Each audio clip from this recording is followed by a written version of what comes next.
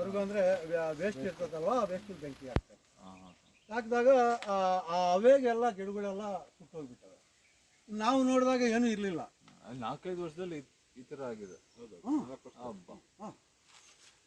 ಇದು ಈ ಕೆಳಗಡೆ ಕಾಣೋದೆಲ್ಲ ನಮ್ಮದು.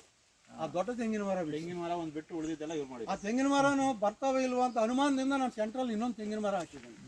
4 ತೆಂಗಿನ ಮರ ಮಧ್ಯದಲ್ಲಿ ಇನ್ನೊಂದು ಹಾಕಿದ್ದೀನಿ. ಅದೊಂದು ವಿಶ್ವಾಸ ಪೂರ್ತಿ ಇರಲಿಲ್ಲ ನನಗೆ ಅವಾಗ, ಇದು ಸಕ್ಸಸ್ ಆಗ್ತದಾ ಇಲ್ಲ ಅನ್ನೋದು. ಅದರಿಂದ ಇದು ಬೆಳೀಲಿ ಅಂತ ಹಾಕಿದ್ದೀನಿ. ಇದು ಹಾಕಿದ ಮೇಲೆ ನಾನು ನನ್ನ ಈಗ ಇಲ್ಲಿ ಬಂದ ಮೇಲೆ ಡಾಕ್ಟರ್ ಸಾಯಿಲ್ ಅವರು ಬಂದಿದ್ದಾರೆ, ಗೋಲ್ಡನ್ ಸಾಯಿಲ್ ಅವರು ಬಂದಿದ್ದಾರೆ, ಗ್ರೀನ್ ಪ್ಲಾನೆಟ್ ಅವರು ಬಂದಿದ್ದಾರೆ. ಈ ಥರ ಒಂದು 20 ಕಂಪ್ನಿಯವರು ನನ್ನ ಸುತ್ತ ತಿರುಗಿದ್ದಾರೆ. ಆದರೆ ಎಲ್ಲರೂ ಅವ್ರವ್ರ ವ್ಯಾಪಾರಕ್ಕೆ ತಕ್ಕಂತೆ ನಮ್ಮನ್ನು ಬಳಸ್ಕೊಂಡಿರ್ತಾರೆ, ತೋಟ ಮಾಡಿರೋದನ್ನು. ನನಗೆ ಒಂದು ಕಂಪ್ನಿಗೆ ಹೋಗಿ ಕೇಳಿದೆ ನಾನು, ಒಬ್ಬ ಚೇರ್ಮನ್ನು, ಅಪ್ಪ ನಾನು ಹಿಂಗೆ ಮಾಡ್ಬೇಕಂತಿದ್ದೀನಿ, ನನ್ನ ಕಾನ್ಸೆಪ್ಟ್ ಇದು, ನಾನು ಹಿಂಗೆ ಮಾಡ್ಬೇಕಂತಿದ್ದೀನಿ, ಹೆಂಗೆ ಅಂತ. ಇಲ್ಲೆಲ್ಲ ಹಿಂಗೆ ಮಾಡಾಕಿದ್ರೆ ನಿಮಗೆ ಗಿಡಗಳೇ ಬರೋಲ್ಲ, ಹಂಗೆ ಹಾಕ್ಬೇಕು ಹಿಂಗೆ ಹಾಕ್ಬೇಕು ಅಂತ. ನಾನೇನು ಮಾತಾಡಲಿಲ್ಲ. ನನ್ನ ಪ್ಲ್ಯಾನ್ ಏನಿದೆ ನಾನು ಮಾಡ್ಕೊಂಡೆ, ನಾನು ಹಾಕೊಂಬಂದೆ. ಅವಾಗ ಏನಾಯಿತು, ಒಂದು ಸರ್ತಿ ಅವ್ರನ್ನೇ ಕರೆದೆ, ನಮ್ಮ ತೋಟಕ್ಕೆ ಬಂದಿದ್ರು, ನೋಡಿಬಿಟ್ಟು ಬೆಬ್ಬೇಲಾಗ್ಬಿಟ್ಟು, ಏನು ಹೆಂಗೆ ಬಂತು ನಿಮಗೆ ಈ ಐಡಿಯಾ ಅಂತಂದೆ.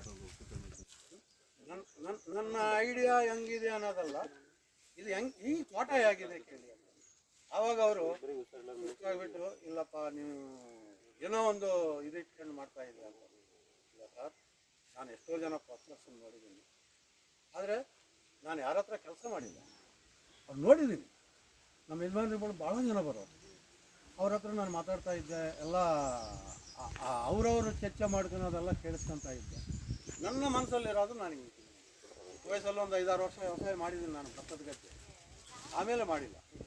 46 ವರ್ಷ ನಾನು ವ್ಯವಸಾಯ ಮಾಡಿಲ್ಲ. ಆಮೇಲೆ ಯಾಕೆ ಆಗಲ್ಲ ನಮ್ಮ ಕೈಲೇ? ಕಾಲಿದ್ರೆ ಎಲ್ಲ ಮಾಡ್ಬೋದು. ನಾವು ಏನು ಮಾಡಬೇಕಂದ್ರೇನು ವ್ಯವಸಾಯದಲ್ಲಿ ಮನಸ್ಸಿಟ್ಟು ಮಾಡಿಸಿದ್ರೆ ನಾವು ಪ್ರತಿಯೊಂದರಲ್ಲಿನೂ ಆ ಕನಸು ನನಗೆ 65 ವರ್ಷಕ್ಕೆ ತೀರಿದೆ. 60 ವರ್ಷ ಆದ ತಕ್ಷಣ ನಾನು ನಮ್ಮ ಯಜಮಾನ್ರಿಗೆ ಹೇಳಿದೆ, ನಾನು ನೌಕರಿ ಮಾಡಲ್ಲ ಇನ್ನು, ನಾನು ಕನಿಷ್ಠ ನನ್ನ ಇದು ಒಂದು 10 ವರ್ಷ ಬದುಕ್ತೀವಿ, 15 ವರ್ಷ ಬದುಕಿದ್ದು, ಅದಾದಮೇಲೆ ಕನಿಷ್ಠ ಇದು ಮಾಡಬೇಕು ಅಂತ ಆಸೆ ಇತ್ತು ಅಂತ. ಅವರು ಹೇಳಿದರು, ಇಲ್ಲಪ್ಪ ನೀನು 4 ದಿನ ಅಲ್ಲಿರು, 4 ದಿನ ಇಲ್ಲಿರು, ಹಂಗೆ ಮಾಡ್ಕೊ ಅಂತ. ಹಂಗೂ ಒಂದು 2-3 ವರ್ಷ ಮಾಡಿದೆ. ಆದರೆ ಅವ್ರಿಗೆ ನ್ಯಾಯ ಮಾಡೋಕ್ಕಾಗ್ತಾ ಇಲ್ಲ. ಯಾಕಾಗ್ತಾ ಇಲ್ಲ ಅಂದರೆ, ನಾವಿದ್ದಾಗ ಆಗೋ ಕೆಲಸಗಳು ನಾವೆಲ್ಲ ಟೈಮಲ್ಲಿ ಆಗಲ್ಲ. ಅದು ಅವನ ಮೇಲೆ ಇವನ ಮೇಲೆ ಅವನು ಹೇಳ್ಕೊಳೋದು, ಇವೆಲ್ಲ ನಮಗೆ ಸರಿ ಅನಿಸಲಿಲ್ಲ ಸರ್, ಬೇರೆಯವ್ರನ್ನ ನಾನಿನ್ನು ಇರೋದೇ ಇಲ್ಲ ಅಂತ ಹೇಳಿಬಿಟ್ಟು ಲಾಸ್ಟ್ ಮಾರ್ಚಿ ನಾನು ರಿಟೈರ್ ಆಗಿದ್ದೆ. ಅದು ಈಗಲೂ ಹೋಗ್ತೀವಿ. ಅವರು ನಮ್ಮ ಮನೆ ದೇವರು ಯಾರು ಅಂದರೆ ಅವರೇ. ಅದೊಂದು ವಿಶ್ವಾಸ. ಆ ಥರದಲ್ಲಿ ಮಾಡ್ತಾ ಅವರು ಒಬ್ಬ ನ್ಯೂಜಿಲ್ಯಾಂಡಿಂದ ಒಬ್ಬ ಡೇವಿಡ್ ಅಂತ ಹೇಳಿ ಒಬ್ಬ ಆರ್ಗ್ಯಾನಿಕ್ ಅವ್ರನ್ನ ನನಗೆ ಪರಿಚಯ ಮಾಡಿದ್ರು. ಅವ್ರು ಏನು ಮಾಡಿದ್ದಾರೆ, ಕಾಂಪೋಸ್ಟ್ಗಳು ಮಾಡೋದು, ಅವರು ಇಸ್ಕಾನ್ಗೂ ಅವರೇ ಅಡ್ವೈಸ್ ಕೊಡ್ತಾ ಇರ್ತಾರೆ. ಈ ಅರಕು ಕಾಫಿನಲ್ಲಿ ಅವರು ಒಬ್ಬ ಡೈರೆಕ್ಟರ್. ಅವ್ರಿಗೆ ಎಲ್ಲ ಆ ಕಾಂಪೋಸ್ಟ್ಗಳು ಮಾಡಿಸಿ ಕಾಫಿ ಎಲ್ಲ ಬೆಳೆಸೋದೆಲ್ಲ ಅವರೇ ಮಾಡಿಸ್ತಾರೆ. ನಾನು ಅವರು ಡೇವಿಡ್ ಅಂತ ಹೇಳಿ ನನಗೆ ಯಾವಾಗ ನ್ಯೂಜಿಲೆಂಡ್ ಅವರು ಪರಿಚಯ ಮಾಡಿದರು, ಅವ್ರು ನಾವು ಮಾಡೋ ಪದ್ಧತಿಗೆ ನೋಡಿಬಿಟ್ಟು ನಾನು ಕೌಬೇಸಲ್ಲೇ ಮಾಡ್ತಾಯಿದ್ದೆ ಯಾವಾಗಲೂ. ಅವ್ರನ್ನೂ ಒಂದು ಸ್ವಲ್ಪ ಕನ್ವರ್ಟ್ ಮಾಡ್ಕೊಂಡು ಮಾಡೋಣ ಅಂತ ಹೇಳಿಬಿಟ್ಟು ಮಾಡಿದ್ವಿ. ಮಾಡಿದಾಗ ಇನ್ನೂ ಕಾಯಿ ದಪ್ಪ ಎಲ್ಲ ಬಂದಿತ್ತು. ಟೊಮಾಟೋರು ಹಂಗೆ ಕೊಯ್ಕೊಂಡು ಗಿಡದಲ್ಲಿ ಹಂಗೆ ತಿನ್ಕೊಂಡ್ಬಿಡೋದು, ಬೆಂಡೆಕಾಯಿ ಎಲ್ಲ, ತರಕಾರಿ ಮಾತ್ರ ಬೆಳ್ಕೊತಾ ಇದ್ವಿ.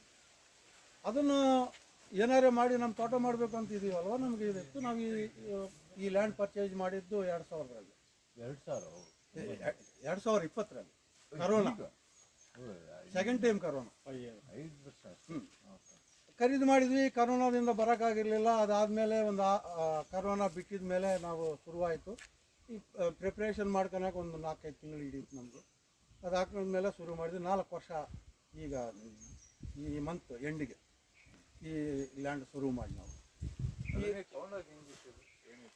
ಎಲ್ಲಿ ತೆಂಗಿನ ಮರ ಇದ್ವು, ಅದು ಕೆಳಗಡೆ ಬೆಂಕಿ ಹಾಕ್ಬಿಟ್ಟು ಮರಗಳೆಲ್ಲ ಸುಟ್ಟೋಗಿ 4 ಗರಿ ಇತ್ತು.